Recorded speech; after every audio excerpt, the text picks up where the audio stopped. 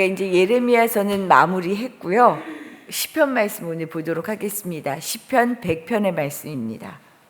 우리가 찬양을 통해서도 이미 잘 알고 있는 말씀이죠. 참 잘 알려졌지만 이 짧은 말씀이 분명하게 하나님이 어떤 분인지, 왜 감사할 수 있는지를 분명하게 드러냅니다. 그래서 이 시편을 보면 위에 써있죠. 감사시라고. 하나님을 향한 감사시입니다. 시는 누구보다도 하나님을 향한 지금 보면 벅찬 감사를 안고 찬양하고 있어요. 우리도 감사해야 된다는 거 너무 잘 알고 있죠. 감사하자, 감사하자 말도 참 많이 합니다. 그런데 살다 보면 감사보다 뭔가 해결해야 되는 문제가 더 많은 것 같아요. 아니, 더 크게 보여서 그런지 모르겠어요. 그리고 채워지지 않은 부족함이 항상 가슴속에 남아 있습니다. 이게 해결돼야 되는데, 이 부분만 해결되면 참 좋겠는데, 이런 마음이 들 수밖에 없는 게 사실인 것 같아요. 그런데 이런 우리에게 하나님은 사실은 감사라고 말씀하시는데, 감사라는 수준이 우리가 흔히 생각하는 수준을 넘어섭니다.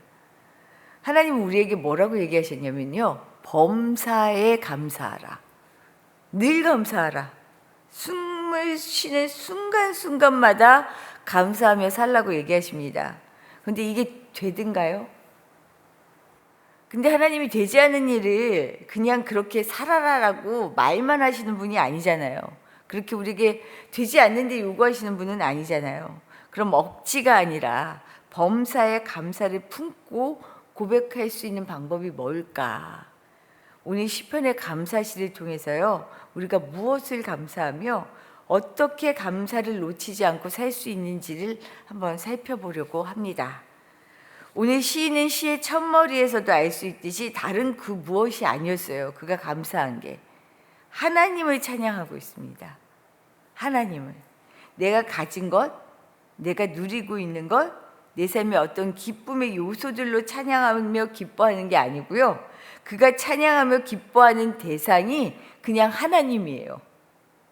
하나님으로 인해 기뻐한다. 오늘 1, 2절 말씀을 통해 알 수 있는데, 우리 한번 1, 2절 말씀 다시 한번 읽어볼까요? 온 땅이여 여호와께 즐거운 찬송을 부어 기쁨으로 여호와를 섬기며 노래하면서 그의 앞에 나아갈지어다. 오직 하나님을 찬양하고 기뻐한다는 게 뭘까? 환경과 상황에 따라 감사를 하기도 하고 아니면 불평이 가득하기도 하고 그런 게 아니라는 거예요. 환경과 상황을 넘어서서 하나님 그분 한 분만으로 감사할 수 있는 것, 하나님의 존재만으로 감사할 수 있다라는 거예요.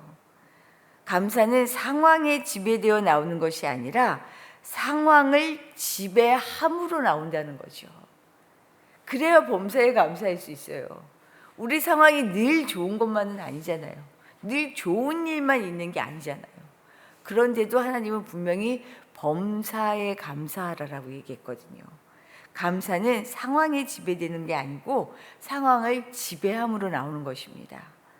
시인이 이처럼 조건과 상황에 관계없이 하나님을 기뻐하며 감사의 찬양을 올려드릴 수 있었던 것은 사실은 그가 하나님의 본질을 꿰뚫고 철저하게 그를 신뢰했기 때문에 가능해요. 3절 말씀을 보면요, 하나님이 구체적으로 어떤 분인지 세 가지 측면으로 고백하고 있습니다. 이 말씀을 통해 하나님이 어떤 분인지 그 본질을 우리도 한번 꿰뚫어 볼 수 있는 시간이 되기를 바라요. 먼저 하나님을 그는 우리를 지으신 이요라고 고백하죠. 창조주 하나님에 대한 고백입니다. 하나님께서 이 세상 온 우주 만물을 창조하고 다스리고 계시다라는 것을 지금 믿음으로 고백하고 있어요. 세상을 창조하신 하나님께서는 나 또한 어떻게 하셨어요? 창조하셨어요. 그러나 우리의 창조는 이례적인 창조로 끝나지 않습니다. 하나님이 당시의 형상을 통해 우리를 만들어 주셨지만 매일 매 순간 그리스도 안에서 그리스도의 형상을 닮아가는 재창조를 이루어 가셔요. 이거 기억하시죠? 우리는 날마다 하나님께서 만들어 가십니다. 창조주 하나님에 대한 고백은 우리 각자에게는 늘 우리를 만져주시고 다듬어 주시며 새롭게 하시는 하나님에 대한 감사의 고백으로 이어지는 거죠. 세상을 창조하시고 날 만드신 하나님께서 내 삶을 늘 빚어가신다라는 것을 알면 결국 하나님은 지금 내가 어려운 상황을 만나지만, 지금 내가 난처한 상황에 있지만 하나님께서 가장 좋은 것으로 나를 새롭게 만들어 가실 거야, 빚어 가실 거야 라는 신뢰를 가지고 살아갈 수 있다는 것입니다. 창조주 하나님이 나를 날마다 재창조하고 계시는구나 라고 고백할 수 있는 우리 모두가 되시기를 축복합니다. 두 번째로는요, 우리는 그의 것, 그의 백성이다 라고 고백해요. 우리의 소유자, 통치자, 내 삶의 주인이 누구요? 내가 아니라 하나님이십니다. 그것에 대한 고백이에요. 내 삶의 주인이라고 고백하는 것은 역으로 이제 내가 내 삶의 주인, 소유자가 아니다라고 고백하는 거예요. 하나님이 내 삶의 주인이시니 내 삶의 주인이 내가 아니다라는 거죠. 나를 내려놓고 나를 비우는 것입니다. 내가 주인이면 내가 애써야 돼요. 내가 다 일궈야 된다라고 생각해요. 내 힘으로 뭔가를 해야 된다라고 생각해요. 하지만 실제 나를 움직이는 힘이 하나님이다라고 생각하면 나는 하나님의 뜻에 따라 그저 살아가는 그런 사람이 된다는 거죠. 내 안에 내가 없고 내 속에 오직 주님으로 가득하니 내가 생각하는 욕심과 이상에 미치지 못해서 불평하는 일이 없어요. 사실 감사하지 못하는 게 왜 그래요? 내 성에 안 차는 거잖아요. 내가 내 욕심에 하고 싶은 이 욕구 때문에 화가 나고 내 뜻이 이루어지지 않아서 불만이 되고 사실은 그러하잖아요. 그런데 내 기준으로 가득한 내가 내 속에 너무 많아서 감사가 아니라 불평이 나올 수밖에 없는데 나의 통치자가 이제 누구예요? 하나님이에요. 나의 소유자가 하나님이에요. 그래서 이것을 아는 사람은요, 내 뜻에 의해서 내 감정이 좌우되지 않습니다. 하나님이 나를 인도하시지. 하나님이 결국은 만들어 가시지. 하나님이 나를 이끌어 가시지. 내가 하나님의 백성이다. 하나님의 것이다. 나의 소유가 하나님께 있다라는 것을 늘 고백하며 살아갈 수 있기를 바랍니다. 마지막으로는요, 우리는 그의 기르시는 양이다라고 고백합니다. 우리의 목자 되신 하나님에 대한 고백이에요. 목자는 갈 바를 알지 못하는 어리석은 양을 안전하게 보호하고 때때마다 그 필요를 알아서 꼴을 먹여주셔요. 나를 전적으로 인도해 주신다는 거죠. 양은 그저 어떻게 해요? 목자이신 하나님의 인도하심을 받기만 하면 돼요. 그의 말씀에 그래서 귀를 기울이는 거고요. 하나님, 내가 하나님의 말씀에 따라 잘 살고 있습니까? 늘 물어가는 기도를 하는 이유가 여기 있죠. 말씀과 기도로 서기를 바라며 하나님께서 나를 이끌어 주실 것을 기대하는 삶, 이것이 목자를 따르는 양의 삶이죠. 오늘도 사실 우리가 그래서 나왔잖아요. 내 뜻을 관철시키기 위해 기도하는 사람이 아니라 내 뜻이 하나님의 뜻에 합해질 수 있기를 기대하며 기도하는 사람이잖아요.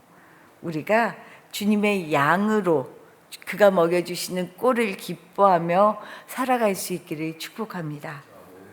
오늘 시인은 창조주 하나님, 그리고 통치자로 목자로 나를 늘 인도하시고 새롭게 세워주시는 그 하나님이 자신의 하나님이라는 것을 알기 때문에 감사로 찬양하고 있습니다.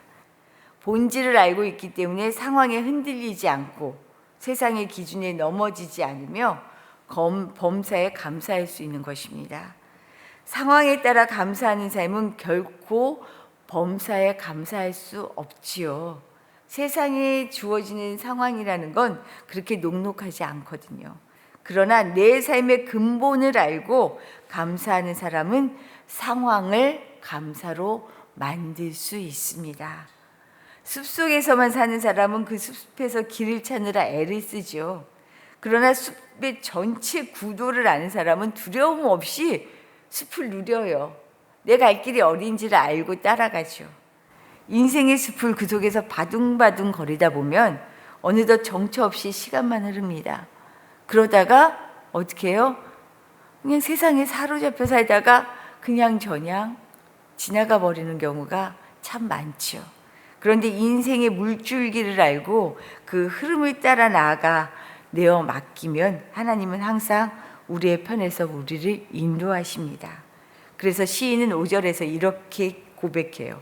우리의 고백처럼 한번 5절 말씀 같이 읽어볼까요? 5절입니다. 여호와는 선하시니 그의 인자하심이 영원하고 그의 성실하심이 대대에 이르리로다. 아멘. 이 신뢰가 있기에, 그리고 그 신뢰로 감사하며 살기에 여호와 하나님의 선하심을 인정하며 고백할 수 있죠.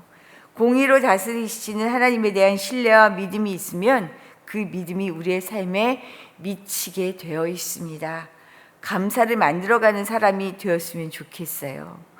감사할 수 있어서가 아니라 감사할 수밖에 없는 삶, 하나님께서 붙잡아 주시기에 감사가 저절로 나올 수밖에 없는 삶, 그런 인생 살아가시기를 축복합니다. 주신 말씀 생각하며 기도할게요. 하나님은 나를 창조하신 분이십니다. 그리고 나를 날마다 새롭게 만들어 가시죠. 주님 닮아가도록. 내 삶의 주인이 주님이시기에, 하나님이시기에 주님을 따르며 그의 양으로 살아갈 수 있는 것, 이것이 복입니다. 이렇게 살아갈 때 나는 감사를 하려고 애쓰는 사람이 아니라 감사할 수밖에 없는 사람이 되어져요. 우리의 인생이 감사로 만들어진다는 것이요. 하나님을 바로 알고, 본질을 바로 알고, 하나님 이 땅에서 허우적거리는 삶이 아니라 유유히 이 물줄기를 따라 감사하며 살아가는 사람 되게 해주십시오. 기도하시기를 바라고요.